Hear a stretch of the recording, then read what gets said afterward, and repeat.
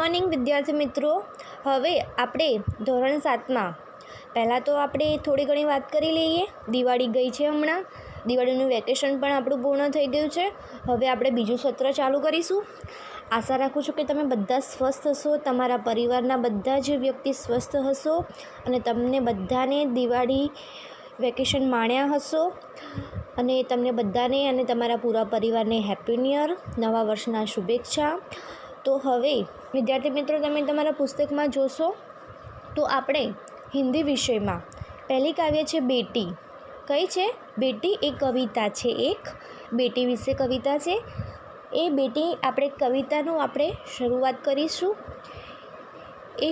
કરીશું આપણે. તો એમાં તમે જોશો, પુસ્તક ખોલીને બેસજો. बेटी हूँ मैं तारा बनूँगी सहारा बनूँगी. बेटी हूँ मैं गगन में चमके चंदा, मैं धरती पे चमकूँगी, धरती पर चमकूँगी, मैं उजियारा करूँगी.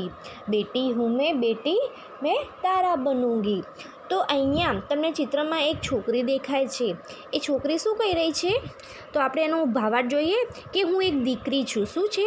મેં એક બેટી હું, એટલે મતલબ હું એક દીકરી છું, પણ મોટી થઈને તારો બનીશ. એ શું કહે છે? તમે જોશો ચિત્રમાં દેખાય છે, તારાને જોઈ રહી છે. એ શું કહે છે કે મોટી થઈને હું તારો બનીશ અને શું કરીશ? બીજાને સહારા, યાની આપણે બીજાને મદદ કરવી, એટલે સહારા બનૂંગી, એટલે હું બીજાને મદદ કરીશ. હું શું કરીશ? તારો બનીશ અને સહારા તારા બનૂંગી ઓર સહારા બનૂંગી, એટલે બીજાનો સહારો પણ મદદ પણ કરીશ.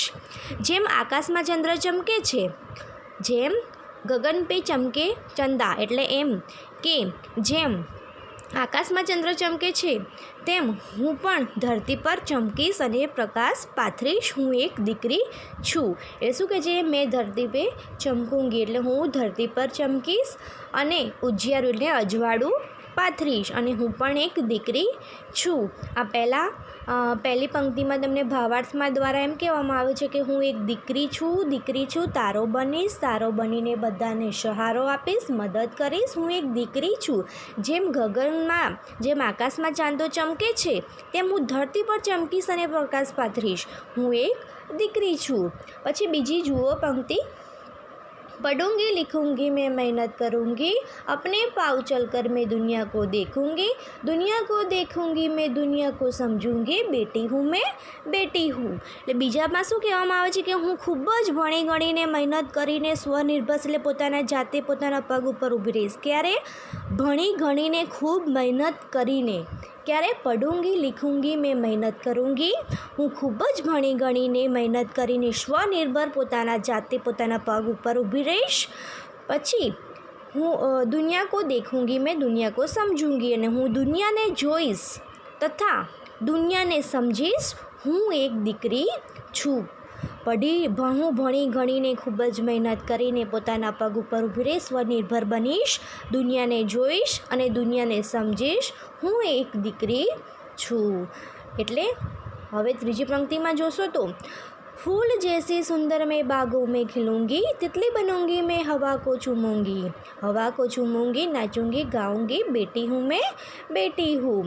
પછી શું કહેવામાં આવે છે કે જેવી રીતે બગીચામાં ફૂલ ખીલીને સુગંધ ફેલાવે છે, બગીચાના ફૂલ હોય એમાં કેવી આપણને મહેક આવતી હોય છે, સુગંધ આવતી હોય છે. જેમ બગીચાના ફૂલ આપણને સુવાસ આપે છે, કેવી રીતે બગીચાના ફૂલો આપણને કેવી રીતે આપે છે? સુગંધ આપે છે, સુવાસ આપે છે. તેવી જ રીતે હું પણ ધરતી પર મોટી થઈને મારી સુવાસ ફેલાવીશ. શું કહે છે? જેમ ફૂલો પોતાની સુવાસ ફેલાવે છે, સુગંધ ફેલાવે છે, તેવી જ રીતે હું પણ ધરતી પર મોટી થઈને મારી સુવાસ ફેલાવીશ. શું કહે છે? મારી સુવાસ ફેલાવીશ. પછી તિતલી બનૂંગી મેં હવા કો ચૂમૂંગી. શું કહે છે?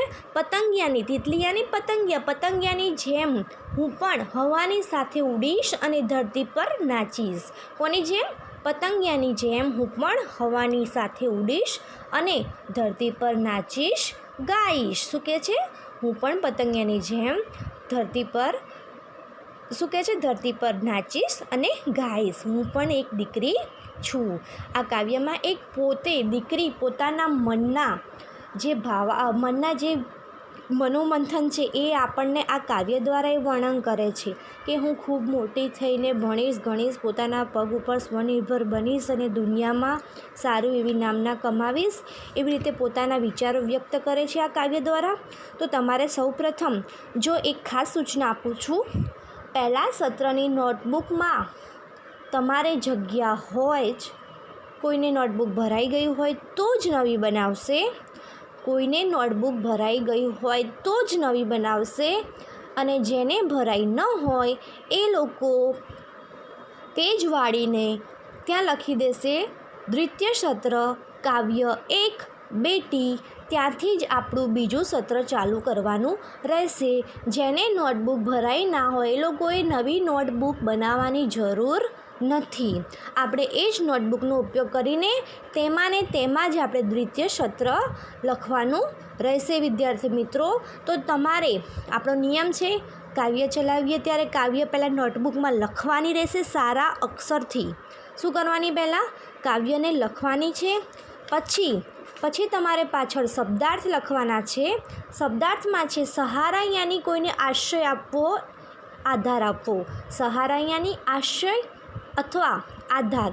ગગનયાની નભ, આકાશ કહીએ છીએ ને આપણે, ગગનયાની નભ. ચમકના યાની ઝગમગાના, ચમકવું એટલે તમે ઓળખો જ છો, ચમકવું એટલે ઝગમગાના. યા ઉન્નતિ કરના, બહુ જ ખૂબ પ્રગતિ કરવી. ઉજિયારે યાની ઉજાલા અથવા પ્રકાશ, ઉજિયારા યાની ઉજાલા અથવા પ્રકાશ. તિતલી યાની રંગબેરંગી ઉડતા પતંગિયા, તમે બધાએ જોયું જ હશે, પતંગિયું. અને એક મુહાવરો આપવામાં આવ્યો છે. કાવ્ય લખ્યા પછી શબ્દાર્થ લખવાના છે નીચે, પછી મુહાવરે લખવાના છે. તારા બન્ના યાની શ્રેષ્ઠ બન્ના, તારા બન્ના યાની શ્રેષ્ઠ બન્ના. બીજું છે હવા કો ચૂમના યાની મંજિલ પાના, હવા કો ચૂમના યાની મંજિલ પાના. અને એના પછી ત્રીજું છે અપને પાવ પર ચલના યાની આત્મનિર્ભર બનના. આ ત્રણ મુહાવરા કાવ્યના જ છે, એ તમારે લખવાના રહેશે વિદ્યાર્થી મિત્રો. પછી તમારે આટલું લખવાનું છે, પછી તો તમને ખબર જ છે અભ્યાસ આવે. તો અભ્યાસમાં પ્રશ્ન એક શું છે? ઇસ કાવ્ય કા અવરોહયુક્ત સમૂહગાન કીજીએ. એટલે આપણે જેમ કાવ્યમાં આપણે ક્લાસમાં સમૂહગાન કરતા હતા એવી રીતે, પણ હવે આપણે શક્ય નથી, એટલે એ પ્રશ્નને આપણે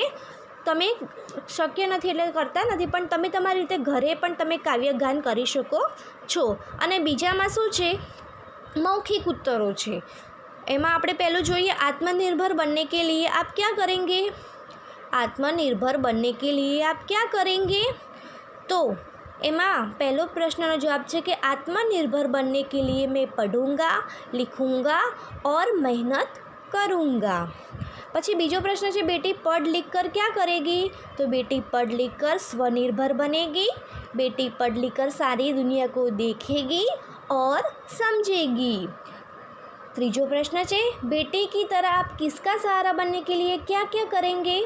तो बेटी की तरह मैं बड़ा होकर मेरे माता पिता का और गरीबों का सहारा बनूंगा, मैं नौकरी कर पैसे कमाऊंगा, माता पिता को मदद करूंगा, मेरी कमाई से यथाशक्ति गरीब, अपाहिज और अनाथों को मदद करूंगा. પછી ચોથો પ્રશ્ન છે बड़े होकर आप क्या बनना चाहते हैं, क्यों.